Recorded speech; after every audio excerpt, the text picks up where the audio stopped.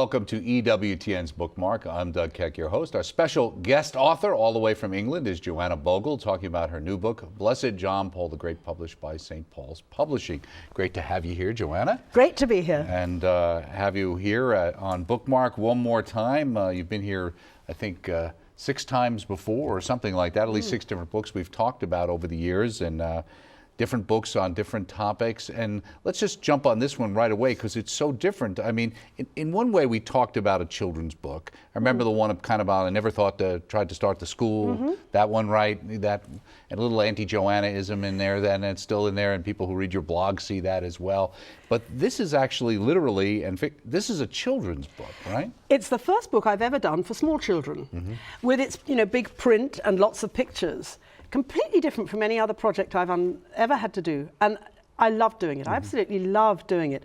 And in particular, it's a different way of writing because you work very closely with the illustrator. And Katie, the illustrator, an extremely nice woman, and we really got on well. And John Paul, I mean, a most wonderful person. He was also one of the most photographed men on the planet. So she had a difficulty in that you have to get him right. You have to get him right. Right. If you're drawing, oh, I don't know, John Vianney or Francis de Sales or something, it doesn't really matter what he looks like because there are no photographs. But with John Paul, she had to get him right. And I think she just gets some things absolutely right. The famous scene on the balcony, which I remember, we all remember in 1978. Right, exactly. Right. And then she's very charming drawing children. She's particularly sweet drawing children. And one of the big things he did, of course, was to have this great affection for children. So she's got some rather charming, really cute pictures of little ones. And then there are dramatic pictures like he's shot in St. Peter's Square. So I was working on the text, and then I gave her the script, and she did the illustrations. And where did you know her from, and had you worked with her before? Never worked with her before, never worked with an illustrator before. I felt the book was a sort of inspiration thing, really, because I was working on a project with a priest about vocations. And for part of this, I wanted something for small children about John Paul II, went into St. Paul's bookshop next to Westminster Cathedral. And the manager, who's a friend, came by and said, "Hello, Joanna, how are you?" You know how we all say, "How are you?" And I said, "Well, I'd be happier if I could find a book for small children about John Paul." And he said, "Would you like to write one?" Really? And I said, "Yes." And all in a rush, it happened. It was really funny. So that's how it happened. And then I wrote it. My husband happened to be away, and I wrote it all in a rush. And that is a bit like the other children's book I wrote. It's as if that's So what is a rush? How long is a rush? Oh, well, this only really took a couple of evenings. Well, it went right on till 2 or 3 in the morning, so it was more than an evening, but all in one long thing. And of course, the facts of John Paul's life you can get from the internet. So one needed to check the exact dates of all sorts of things and all the details. But these are a couple of clicks away. I loved it, and I came to love and admire John Paul much more than I'd even thought. This was a great, great man. Well, let me ask you that, because obviously, it's a children's book. It's obviously not very long, and as you said, it's fairly simple text that's easily understood by a child. And what would be the age you really targeted this? I'm really looking at children at 7, 8 or 9, but I have to say older children have liked it, and some grown-ups have bought it just because they love John Paul, and it's a summary of his life. It's a simple version of his life. Right. Well, with that being the case, that's why I'm trying to figure out how could you learn anything just researching something as basic as this? Well, for children, it's important to understand that if you're 12 years old, he died when you were 6. He's already slipping into history. Right. You kind of make that point, that idea. For us adults, it's only been, 5 or 6 years, and Benedict has been Pope, and John Paul II is still fresh in our mind. But for younger children... I realized talking to some children, 11, 12-year-olds, for example, that really, in a funny way, John Paul exists in their minds rather, and I'm not being flippant here, but rather as Winston Churchill did for me. I remember Winston Churchill dying. I remember the funeral on television. But his great days were before I was born. It's a bit like that with John Paul. They may remember his death, or they may have something associated in their minds with this wise, good old man who was very ill. But his glorious days, the great events of '79, his return to Poland, the days when he would have people spellbound, when he was preaching about the theology of the body, breaking new territory, the Jubilee year, and that very heartrending and profound, apology for the mistakes and errors and sins, and how beautiful. That's all history. It's all history. Well, let me think about this too, because I'm assuming this was targeted, at least in your mind initially, to the children in England. Yes. Okay. Now, their experience, obviously, I'm wondering, did some of this come out of in a sense, Pope Benedict's visit, because it kind of raised the whole aspect of the Pope, and that led to the discussion of John Paul II as well. When was John Paul II in the UK? Yes, you're right. There is a link in people's minds. The papal visit of our present Holy Father was a huge success in 2010. People absolutely loved him, Catholic and non-Catholic. And this was a surprise. There'd been massive attacks on him via the media. Right? They're always surprised. Yeah, and then this sweet, kindly, white-haired priest came dripping down the steps and into everyone's hearts. And you got this rather super thing. People were holding up their babies to be blessed by him, and absolutely wonderful. And there were some particularly moving events. And I was at Hyde Park praying with the Holy Father, absolute silence, and thousands and thousands and thousands of mostly young people on their knees. So yes, it linked then. People obviously linked it in their minds with the papacy in general, Catholic Church. And this year, 2012, is the 30th anniversary of John Paul's visit, which was the first big breakthrough. I mean, for a pope to arrive in Britain was extraordinary.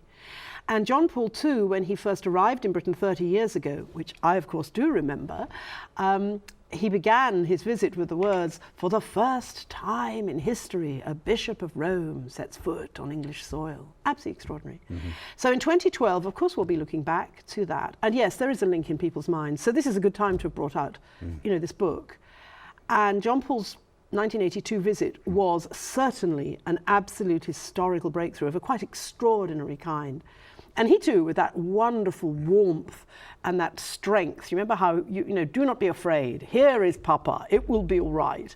That was a very different image of the papacy. I think people had an almost, medieval image, the great tiara. It wasn't a very attractive image. And here was this man who looked strong and virile and full of the love of God, to follow Jesus Christ, to open your hearts to what is great and good, is great thing. Terrific. Right, and somebody who had a compelling story themselves. A compelling and had story. Dealt, as you deal for a child, realizing, the issue of the death of his mother, the death of his brother, him living through the Nazi occupation, then being rolled right into the communist occupation, basically, and control of Poland, and all of those things in his life that he went through that strengthened his faith. And you emphasize in a lot of ways his great connection and reliance on Our Lady. Yes, there's something extraordinary about this. As he is part now of our Catholic history and heritage, you realize the story is that of a great saint. If you were reading it as being 200 or 300 years ago, as you say, he loses his mother, he loses his brother in rather noble circumstances. His brother was a doctor, caught an infection from a patient, a very noble way to die. And then the war and the horrors of that, training secretly as a priest. My goodness me, it's the sort of thing that children would have heard as being far away and long ago, but it's a now story. It belongs to the modern era. So he was a man of his time, but with this extraordinary, timeless story. And the story of his life is also the story of some of the most ghastly things of the 20th century. Auschwitz was in his diocese, and he made that poignant visit to it as Pope, pointing out the horror. The whole ghastliness of the Soviet system, the Gulag, was the haunting reality that it was the back of every Polish person's mind, was that if you can get arrested by the communists, you might never be heard of again. Right. The massacre at Katyn and so on. So this man exemplified in his own life some of the most appalling horrors of the 20th century and transcended them with a love of God and the fearlessness that comes from belonging to his church. It's a grand story on an epic scale, and he himself lived up to it. Well, it's nice too, and we talked about the connection of the visit. Also, you actually include in the book an image of our present Holy Father when he was Cardinal Ratzinger, and mentioned the connection there of how he asked Cardinal Ratzinger to help prepare a new catechism, etc. So you kind of tied that in for young people. Now, when you went into that store looking for this book, why were you looking for a book on John Paul II for children? Well, it was because our vocations director in the diocese that I live in, which is Southwark, south of the River Thames, wanted to run a project for children at Catholic primary schools, that's children aged 5 to 11, and particularly for children in the last couple of years of primary school, encouraging them to think about being a priest or a sister. And we invited the idea that you should have a priest come into your school or a sister come into your school and you interview them. And in lieu of that, find out about a great priest or a great sister, so John Paul II or Mother Teresa. And I realized there's no way you can say to the children, find out about John Paul, or they will just click on the internet, and we don't want them just to download material from the internet. Because it's maybe untrustworthy, or? Not so much that. It's more that it doesn't really go into your brain. All it tells me is that they can press some switches. You know, they just download material. We want So that's your take study. on that with the internet and the learning versus reading in a book would be the fact that this would stay with somebody more? I think so. And although, of course, the internet's a big part of all our lives, goodness me, you know, I'm a blogger and all that sort of thing. But I think children love to cherish a book. They like poring over it. They have their favorite pictures. And a nice hardback book, which is pleasing to handle. Right.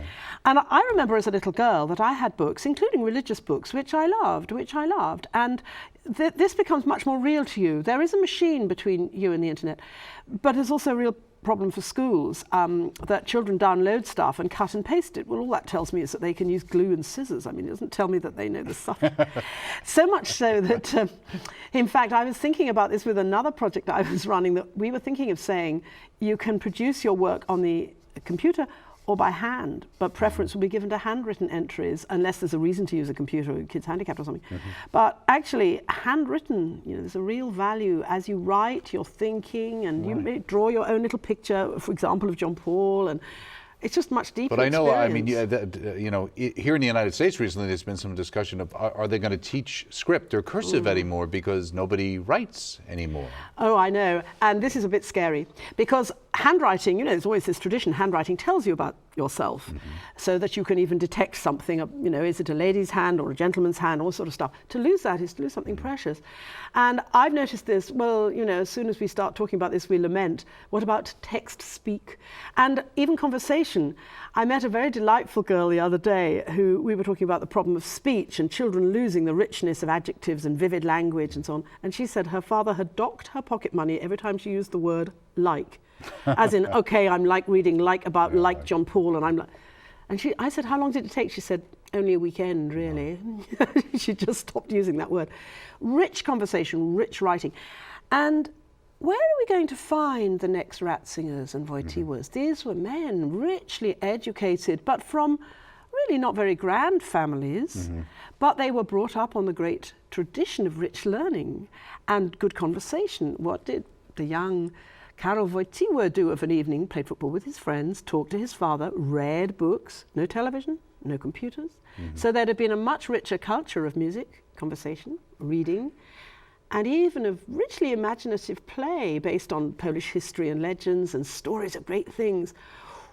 I'd be awfully sorry if the next generation doesn't have that. I'd be really sad about that, you know, and it does worry me. So I think we should teach children to write and to read. Right.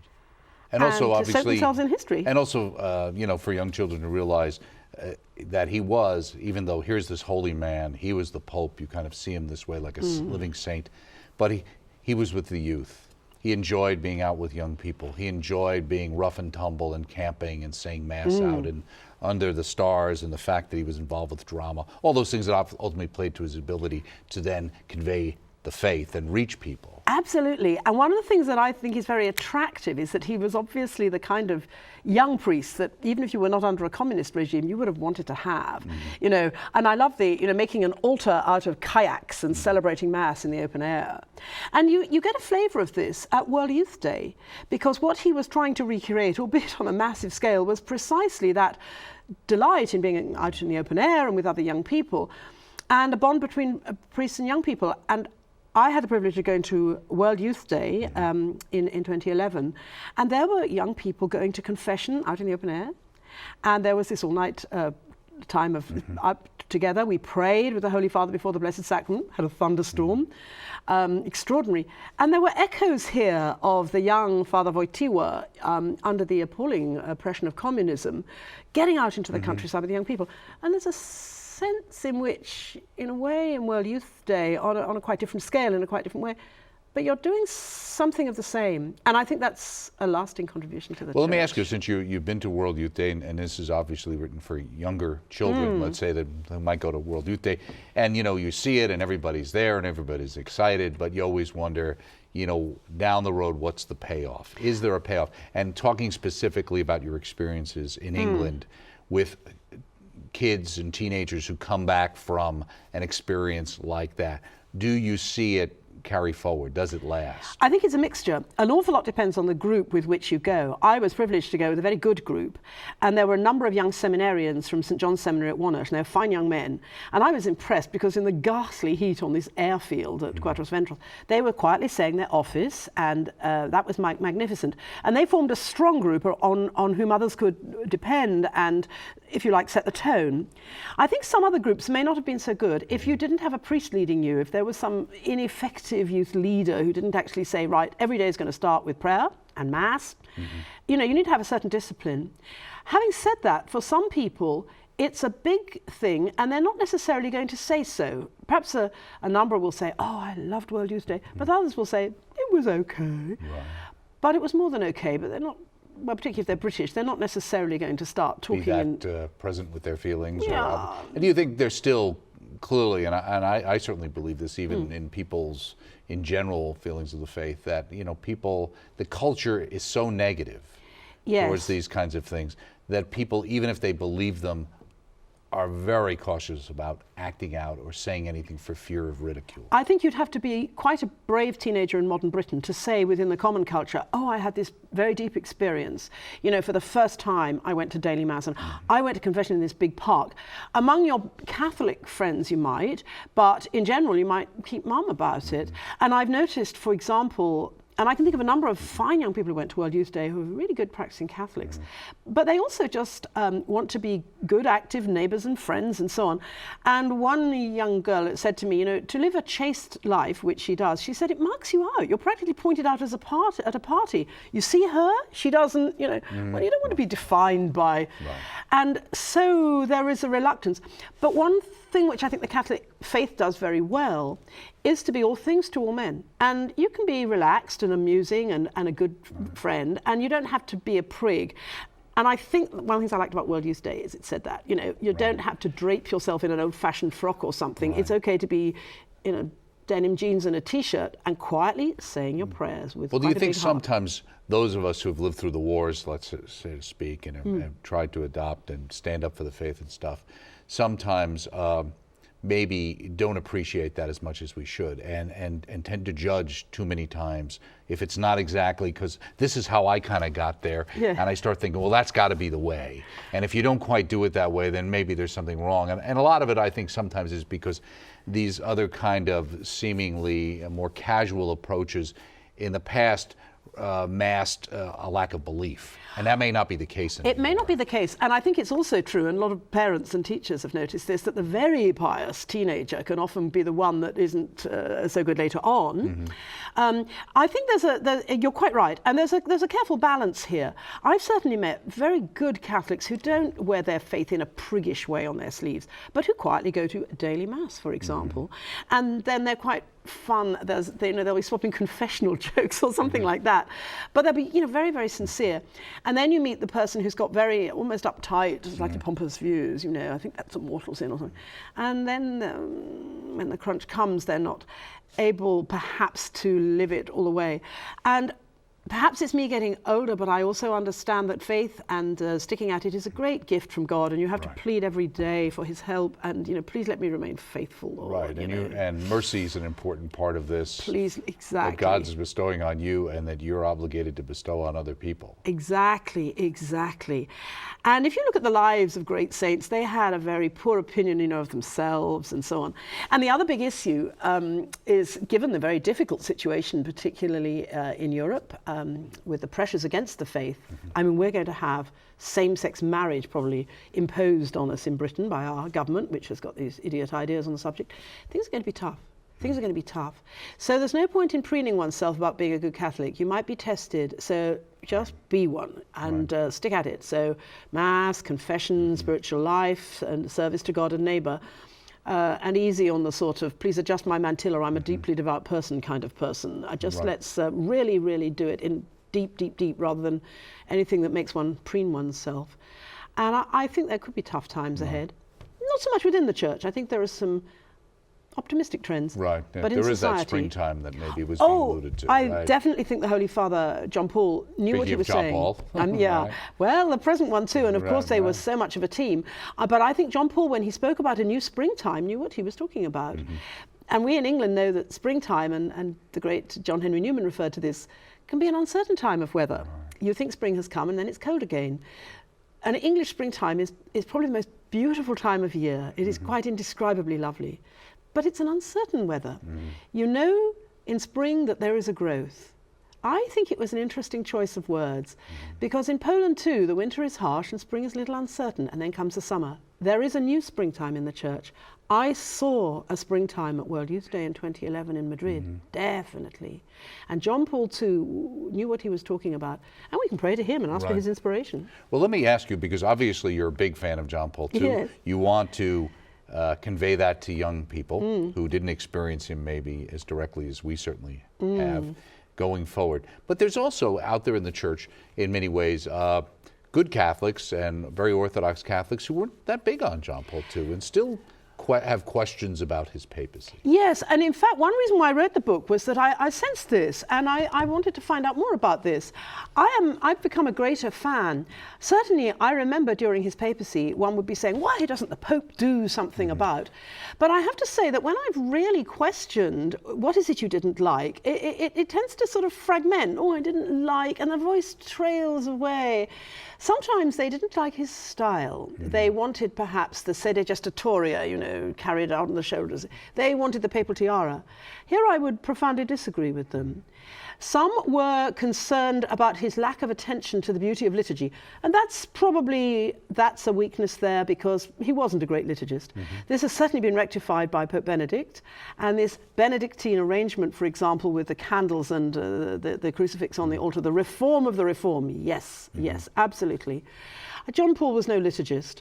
I've got some sympathy with some of the gripes there, but not many. And I have to say, I read a horrible sort of attack on him, and that made me think, no, this carried no substance, and was inaccurate and very spiteful. And I was underwhelmed, really. And I realized this was actually a truly great man. There's also a greater unity, again, richer, deeper than I'd understood initially, between the present Pope and John Paul. For example, the very rich theology between John Paul's rapprochement with the Jewish people, that is very, very Joseph Ratzinger. His writing and teaching on the subject is carrying that forward. And he played a much bigger role in that than I'd understood. Very important, I didn't know that. I just thought it was a nice goodwill gesture. It's much deeper. There's going to be more of that. There's going to be more of that. So I think John Paul emerges in history as greater than we thought. And I'm not really bluntly very convinced by his critics. Now let's jump to you as an authoress and as a writer. Now you write books. Now you also write for newspapers. You have your blog. You do a lot of media, right? I do, but newspapers, I'm not sure, are going to be part of the future. If you sit on the London Tube, as I do a lot of the time, how many people are reading a newspaper? Almost none, almost none.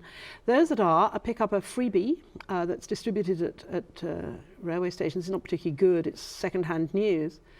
Most young people I know don't have a newspaper delivered, and they don't read one. They read everything on the internet. I'm not sure where the future is, but I don't really see things being printed onto sheets of paper and sold at shops. I just don't see that happening. Books, I think, will be with us in one form or another. And I'm working on a couple of other books now, which is fun. I'm doing a sequel to my book for children, the one about the school. We didn't mean to start a school. That's it. I've got second term at Four Winds. That's I'm humming. And I'm doing a book on saints and heroes for boys and saints and heroes for girls, which will be, I'm really enjoying. Right. So I'm going to go on doing that, radio and TV. But I'm not so sure about newspapers, and I'm not particularly glad about that. Well, what about blogging and things like that? Because, you know, you're writing a blog, and, you know, for a while there was kind of like the idea like everybody and his brother has a blog and everybody's doing this. But when everybody does everything, then there's too much for anybody to process, and people default to particular people. So how do you see, even, let's leave newspapers behind and say even the blogosphere and the Twittering and all those things, how is that changing? How do you see that changing? You're right. I think where do you see Catholic impact? Yes, you've put your finger on it. I think it's really much narrower than we thought. People have particular attitudes they want to keep within their own safety zone, so they will read bloggers that nourish that opinion.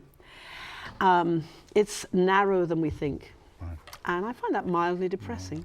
Right, and just before we go, I just wanted to mention, speaking of nourishing, feasts and seasons, there's new episodes. Yes, I'm here to make a whole lot of new episodes, and I enjoy doing it very much. I feel a bit of a fraud. I'm not the world's greatest cook, but what I love is the greatness of the church's calendar, the richness of all the traditions, and in the often bleak modern era, I think that the tradition of hospitality, cookery, craft work is just really important. And not only for families, but for Catholic schools and parishes. Well, I think Mother Angelica always wanted people to understand that faith was something all of us can participate in, and you demonstrate that cooking is something all of us can participate in. Thank you so much, Joanna. Thank you. Great to have you here talking with Joanna Bogle about Blessed John Paul the Great. It's a wonderful book for children, published by St. Paul's Publishing, available through the EWTN Religious Catalog.